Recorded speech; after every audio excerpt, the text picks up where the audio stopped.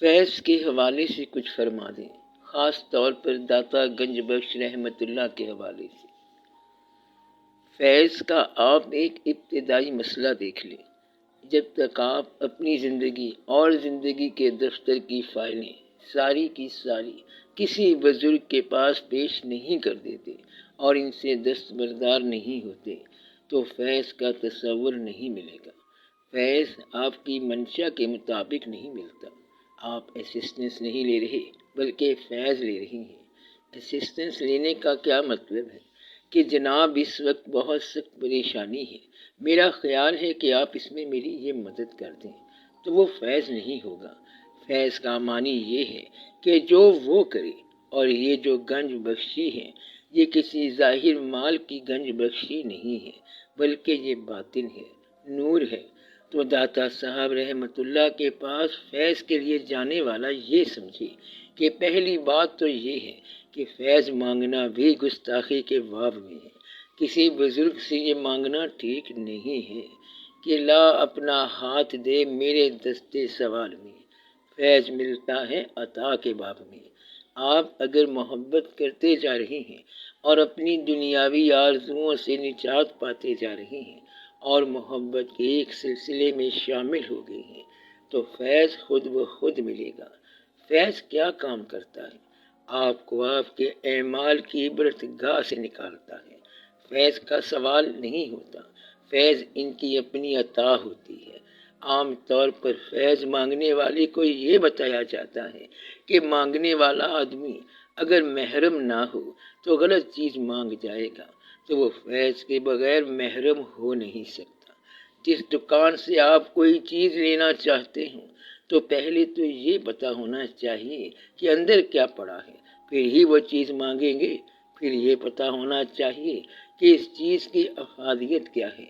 اس لیے جب تک آپ عالم نہ ہوں آپ فیض نہیں مانگ سکتے، اور علم کا فیض جو ہے یہ عطا ہے۔ اس لیے آپ وہاں جا کے حاضر ہو جائیں، درود شریف پڑھیں اور خاموش بیٹھیں۔ نہ فیض مانگنے کا شور مچائیں، نہ کوئی اپنی آرزوئیں مانگنے کا شور مچائیں کہ ہمیں یہ دے دیں اور ہمیں وہ دے دیں۔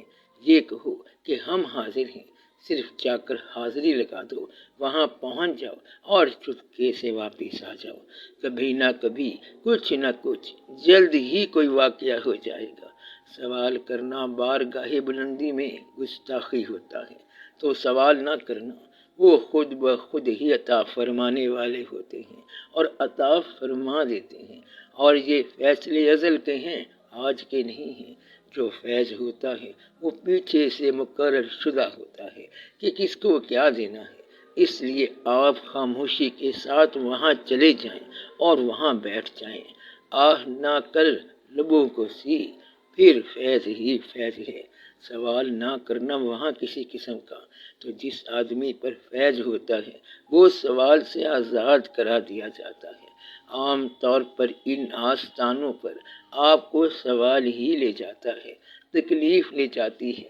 کوئی واقعہ ہو تو آپ چلے جاتے ہیں، جب آپ وہاں جاتے ہیں تو سوال بھول جاتا ہے۔ جس آدمی پر فیض ہو جائے وہ سوال ہی بھول جاتا ہے، وہ واقعہ ہی بھول گیا، اسے پتہ ہی نہیں چلا کہ کیا بات ہو گئی، وہ گیا کسی کام اور مل کچھ اور گیا۔ فیض اس طرح سے ہوتا ہے جس طرح موسیٰ علیہ السلام آگ کے خیال سے گئے اور پیغمبری لے کے آ گئے، تو فیض اس طرح عطا ہوتا ہے۔ ہم ان کے پاس گئے حرف آرزو بن کر، حریم ناز میں پہنچے تو بے نیاز ہوئے۔ چاہے کسی خیال میں گئے، کسی ضرورت سے گئے، وہاں جا کے خیال اور ضرورت بھول گئے، سب اس کے حوالے کر دو، اور وہ جو عطا فرمائے وہ ٹھیک ہے۔ فیض مانگنے کے سلسلے میں آپ کو ایک حدیث شریف سناتا ہوں، یاد رہے کہ یہ بڑے راز کی بات ہے۔ سرکار صلی اللہ علیہ وآلہ وسلم کا ارشاد ہے کہ جب تم دعائیں مانگو تو دعا میں کسی ملک کی بادشاہت نہ مانگ لینا۔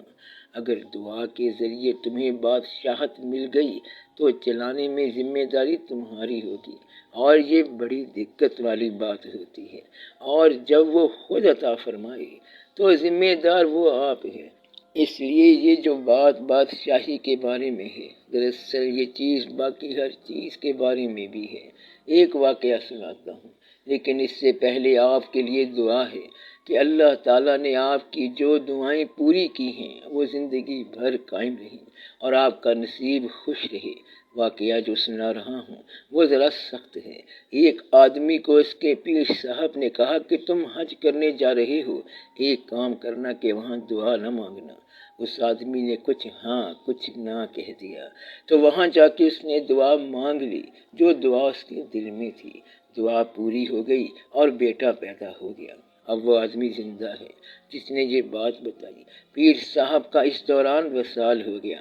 8ویں جماعت میں جب وہ بیٹا تھا تو کسی حادثے میں فوت ہو گیا۔ خواب میں پیر صاحب ملے، انہوں نے کہا ہم نے یہ چیز ایوائڈ کرنے کی کوشش کی تھی لیکن یہ لکھا ہوا تھا، اب کیا کر سکتے ہیں؟ ہم نے تو یہ کہا تھا کہ مانگنا نہ، اب تو غم سے بوجھل ہو گیا ہے، اب غم کیوں کرتا ہے؟ جس طرح تو نے بیٹا لیا اب اس طرح برداشت بھی لے۔ اس لیے اللہ تعالیٰ سے دعا مانگنے کا شعور یہی ہے کہ یا رب العالمین تو اپنی منشا پر ہمیں راضی رہنے کی توفیق عطا فرما، تاکہ ہماری منشا بھی تیری منشا کے مطابق ہو جائے۔ کہیں ایسا نہ ہو کہ ہم کوئی ایسی چیز مانگ لیں جس کے بعد ہمیں افسوس ہو۔ عام طور پر ایسا ہوتا ہے۔